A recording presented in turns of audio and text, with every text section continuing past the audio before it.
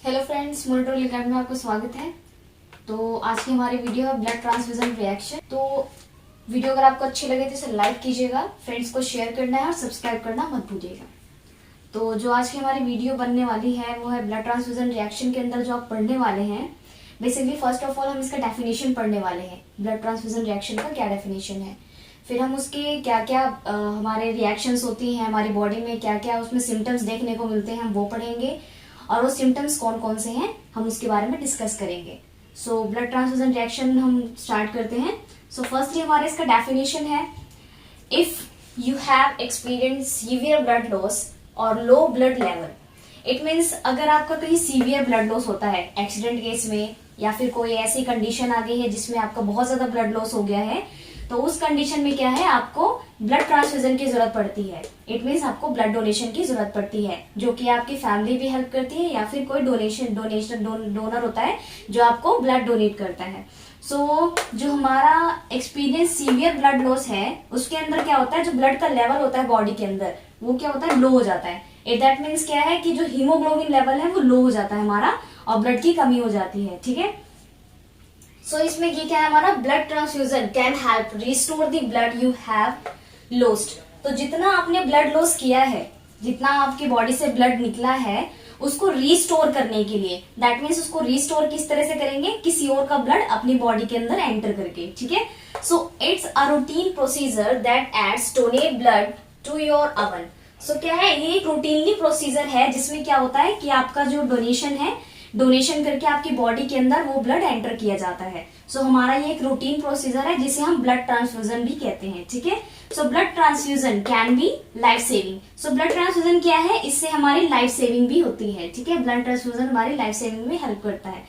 So blood transfusion reaction is different and blood transfusion जो हम donation करते हैं वो डिफरेंट है। सो ब्लड ट्रांसफ्यूजन रिएक्शन का मतलब क्या होता है कि जब हम ब्लड डोनेट कर रहे हैं किसी पेशेंट को, तो उसके अंदर गलत ब्लड चढ़ने से क्या क्या रिएक्शन हो सकती है। और डोनेशन क्या होती है, डोनेशन उस टाइम पे किया जाता है जब ब्लड की कमी हो जाती है बॉडी के अंदर किसी भी कंडीशन में। So however it's important that the blood is accurately matched to your blood type. So क्या है, आपका जो ब्लड टाइप है, सपोज कीजिए आपका ए पॉजिटिव है, तो आप ए पॉजिटिव वाले को ही ब्लड दे सकते हैं। ये आप हैं, ठीक है, मी एंड पेशेंट। अगर आपका ब्लड ग्रुप ए पॉजिटिव है तो आप ए पॉजिटिव वाले को ही ब्लड दे सकते हैं, क्योंकि जो आपका आरएच है वो पॉजिटिव है और इसका आरएच भी पॉजिटिव है। ए पॉजिटिव वाला ए नेगेटिव को ब्लड नहीं दे सकता, क्योंकि इसका जो आरएच है वो पॉजिटिव है, इसका आरएच जो है वो नेगेटिव है। तो जो आरएच पॉजिटिव नेगेटिव है, इसमें क्या है, इसकी सेल्स पे जो आरएच है वो पॉजिटिव होंगी, इसकी सेल्स पे आरएच नेगेटिव होंगी। तो ये क्या करेंगी, एक दूसरे के साथ रिएक्शन करेंगी और एक दूसरे को डिस्ट्रॉय कर देगी। ठीक है। तो इससे क्या होगा, सेल्स टूटेंगी बॉडी के अंदर। अगर सेल्स टूट गई तो क्या होगा, उसमें रिएक्शंस होनी स्टार्ट हो जाएगी उस पेशेंट के अंदर। तो क्या है, जो हमारा ब्लड है वो दूसरा जो पेशेंट है उसके साथ मैच होना चाहिए, जिसमें हम क्या करते हैं, क्रॉस मैच टेस्ट करते हैं। क्रॉस मैच टेस्ट के अंदर हमारा पता चलता है कि ब्लड कंपैटिबल है या नहीं है ट्रांसफ्यूजन के लिए। So if the blood type is not matched you can experience a blood transfusion reaction. अगर आपने गलती से ए पॉजिटिव को ए नेगेटिव ब्लड चढ़ा दिया है तो ब्लड ट्रांसफ्यूजन के रिएक्शंस जो हैं वो बढ़ जाते हैं, वो केसेस बढ़ जाती है। सो बहुत रेयर कंडीशन होती है जिसके अंदर ब्लड ट्रांसफ्यूजन रिएक्शन हमें देखने को मिलता है, क्योंकि उससे पहले ही हम काफी सारे ऐसे टेस्ट कर लेते हैं जिसमें क्या होता है, ब्लड ट्रांसफ्यूजन के चांसेस होने के चांसेस कम होते हैं। सो ये थी हमारी फ्रेंड्स ब्लड ट्रांसफ्यूजन रिएक्शन की डेफिनेशन। सो फ्रेंड्स, अभी हमने पढ़ा ब्लड ट्रांसफ्यूजन रिएक्शन का डेफिनेशन एंड देन हम पढ़ने वाले हैं blood transfusion process. So basically friends, जो ब्लड ट्रांसफ्यूजन प्रोसेस है ये कब काम आता है, जब आपका डॉक्टर आपको ट्रांसफ्यूजन के लिए रिकमेंड करता है कि आपका थोड़ा सा जो ब्लड लॉस हुआ है आपकी बॉडी से, उसको आप दोबारा नहीं बना पा रहे हैं। जो आपका बोन मैरो है वो आपका ब्लड नहीं बना पा रहा है, वो किस केस में होता है, उसमें ट्रांसफ्यूजन की जरूरत क्यों पड़ती है। सो इसमें हमारे केसेस हो सकते हैं इलनेस। अगर हम बीमार हैं तो जब हम बीमार होते हैं तो उस टाइम पे क्या होता है, कोई फॉरेन पार्टिकल हमारी बॉडी में एंटर कर चुका होता है, जिसकी वजह से क्या होता है, हमारी बॉडी में रिएक्शंस पहले से ही चल रही होती हैं।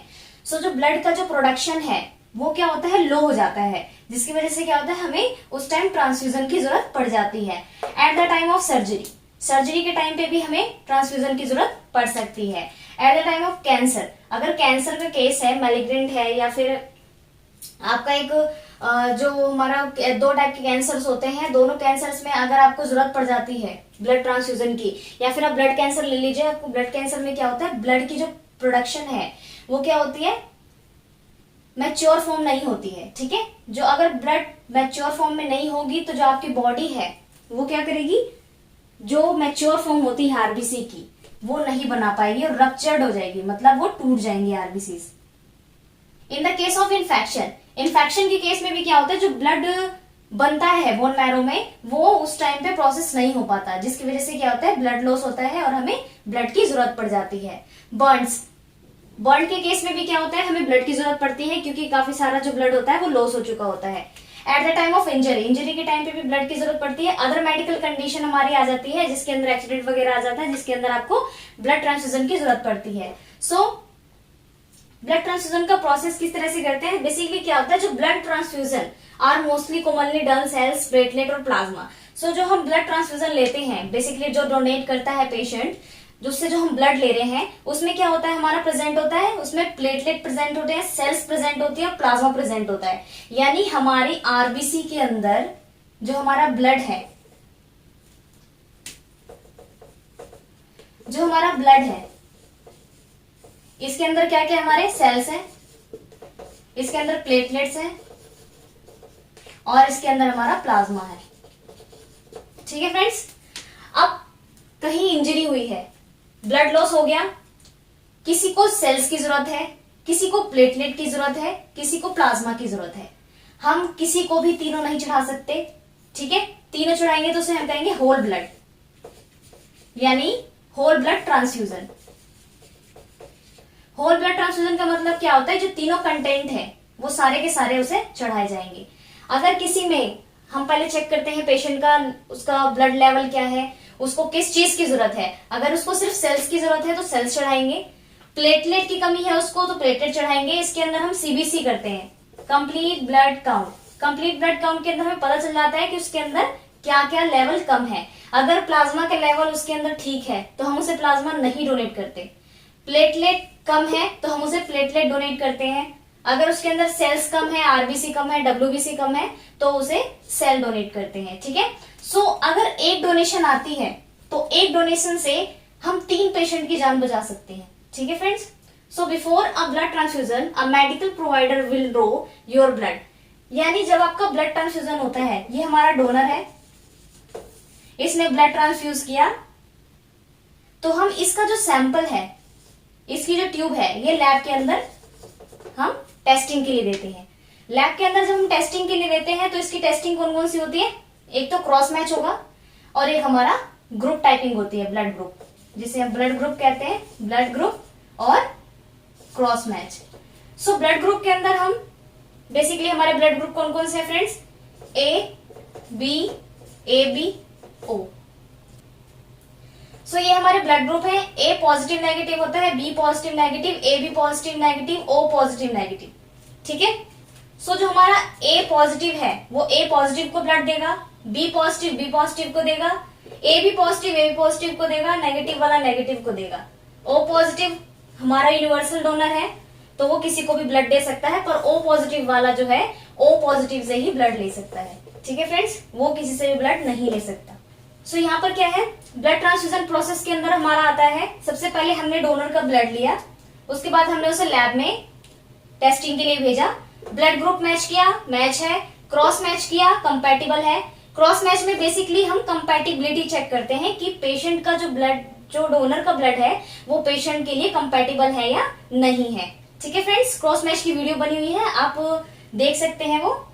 सो इसके अंदर जो हम कंपैटिबिलिटी टेस्टिंग कर रहे हैं, इसके अंदर काफी सारे और भी टेस्ट आते हैं जो हम ट्रांसफ्यूजन से पहले करते हैं। एड्स, HIV, ये सारी टेस्टिंग क्या होती है, ट्रांसफ्यूजन के बाद होती है, ताकि जब हम पेशेंट को ब्लड डोनेट करें तो उसको कोई भी बाद में रिएक्शंस ना हो। सो इसके लिए क्या होता है, हमारी प्रॉपर तरीके से टेस्टिंग होती है। बाय चांस बीच में कुछ मिस हो जाता है, अगर आप A पॉजिटिव को B नेगेटिव ब्लड चढ़ा देते हैं तो इससे क्या होगा, पेशेंट की बॉडी के अंदर क्या रिएक्शन हो सकती है।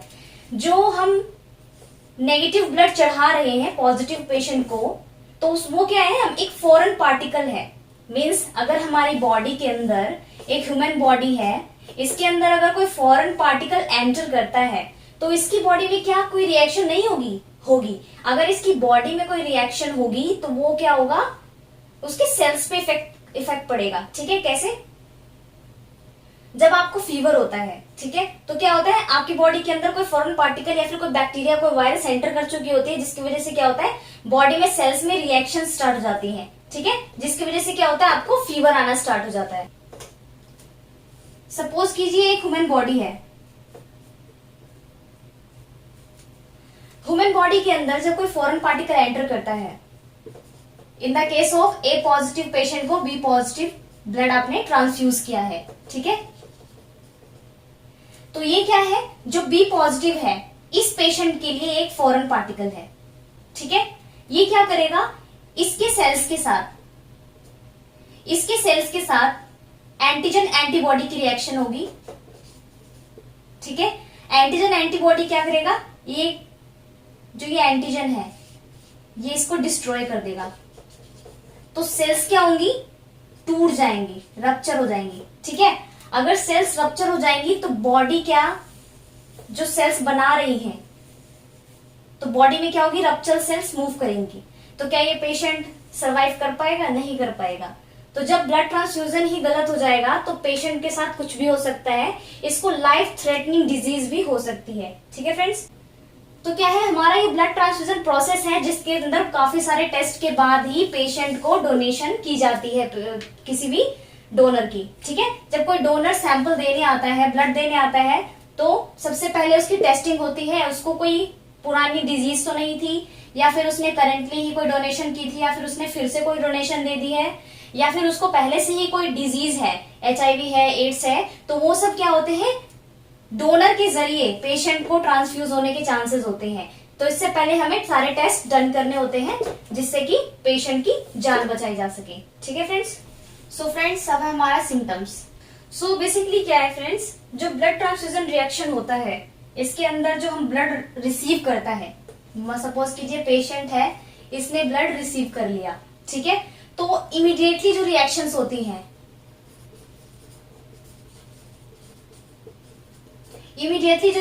हो रही हैं पेशेंट के अंदर, वो है back pain.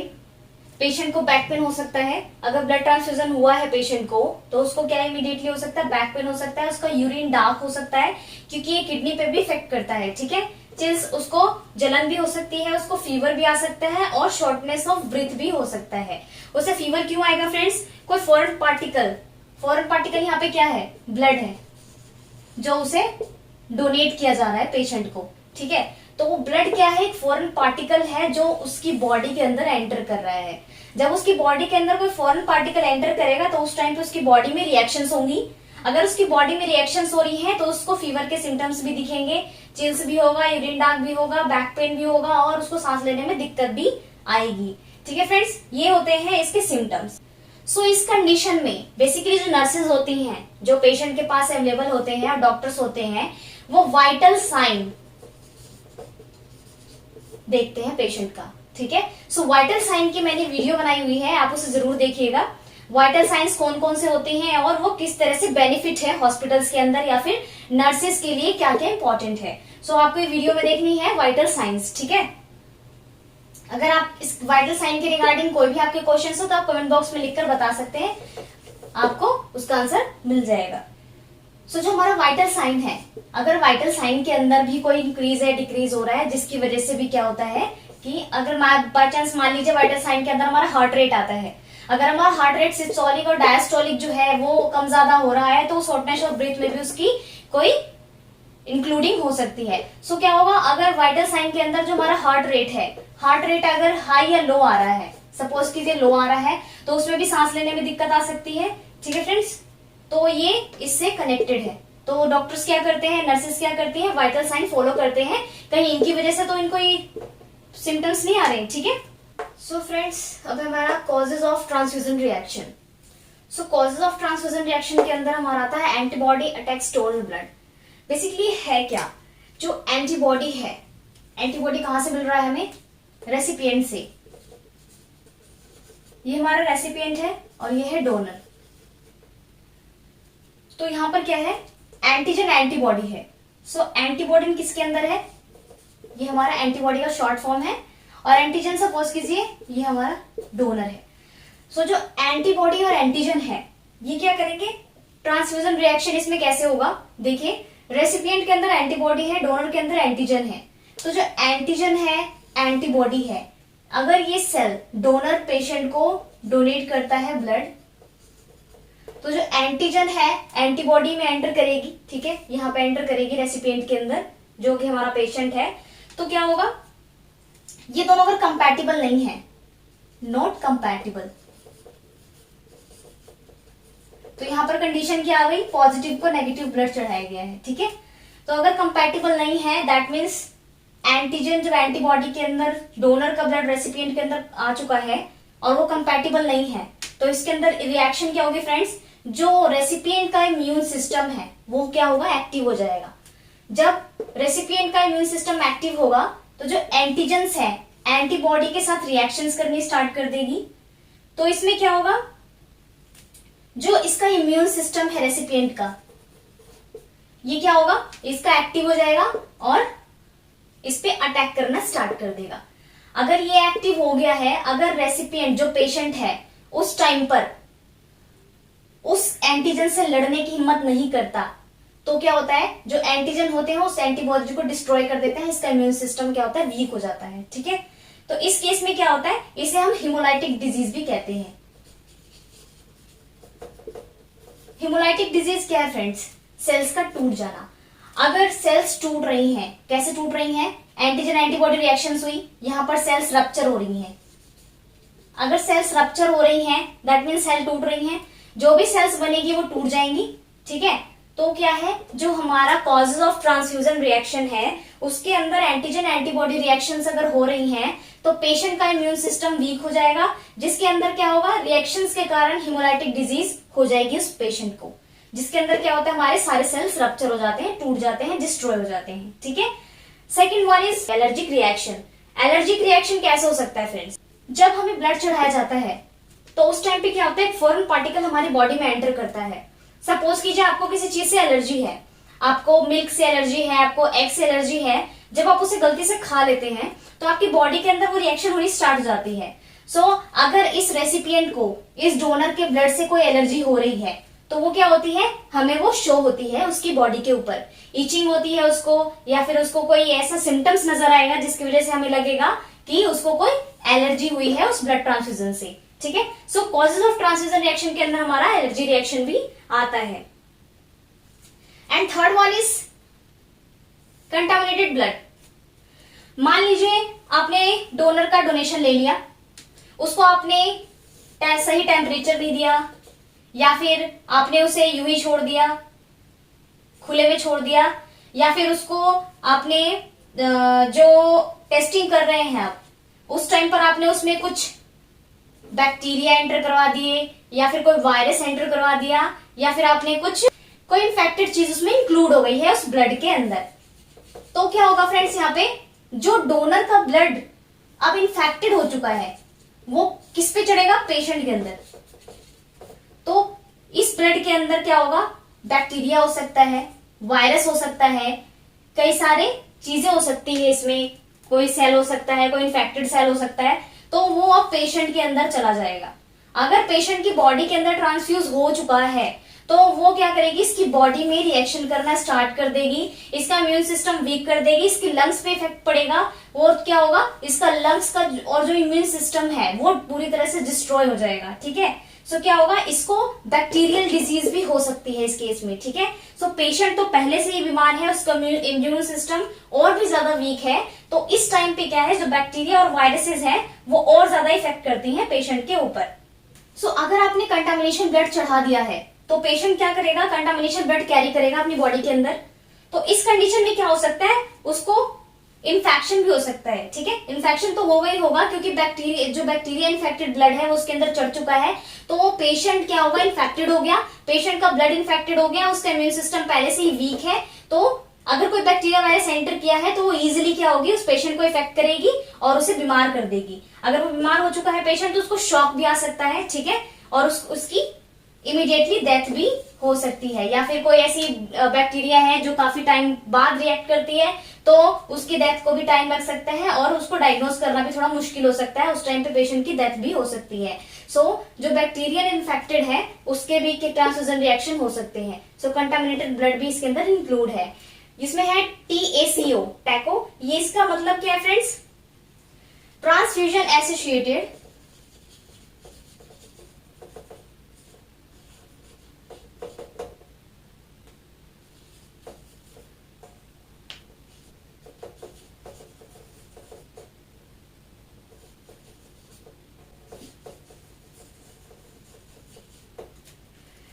TACO, taco, transfusion associated circulatory overloaded. Overloaded से आप क्या समझ रहे हैं, ओवरलोडेड का मतलब ये है, यहां पर हम ओवरलोडेड का मतलब क्या समझ सकते हैं, मान लीजिए पेशेंट है, इसका 2 लीटर ब्लड लॉस हो चुका है, ठीक है, 2 लीटर ब्लड लॉस हो चुका है, आपने इसे 5 लीटर ब्लड चढ़ा दिया,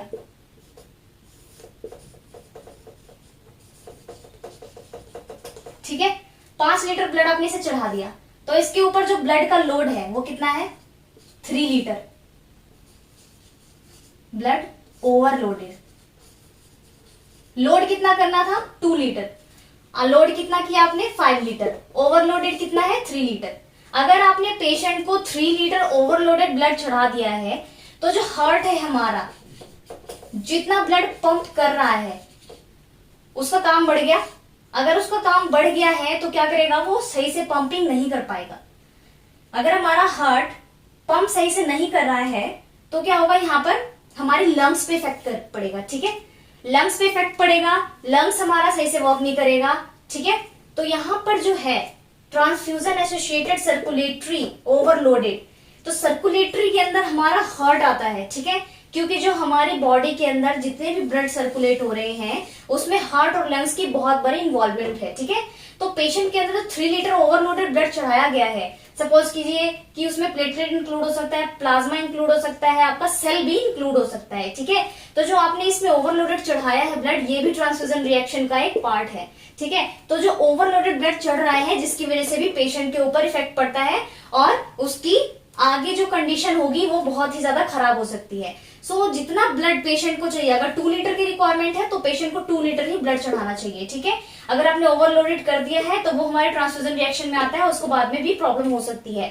सो ये बेसिकली हमारे एंटीबॉडी जो अटैक है, एलर्जी, कंटामिनेटेड, टैको है, ट्रांसफ्यूजन एसोसिएटेड सर्कुलेटरी ओवरलोडेड है, ये सारे हमारे transfusion causes of transfusion reaction के अंदर इंक्लूड है, ठीक है फ्रेंड्स। सो फ्रेंड्स, अब है हमारा ट्रांसफ्यूजन रिएक्शन ट्रीटेड, हम किस तरह से ट्रांसफ्यूजन रिएक्शंस को ट्रीट कर सकते हैं। सो बेसिकली इसमें क्या है, if you or your medical provider observe blood transfusion reaction symptoms and transfusion should be immediately stopped.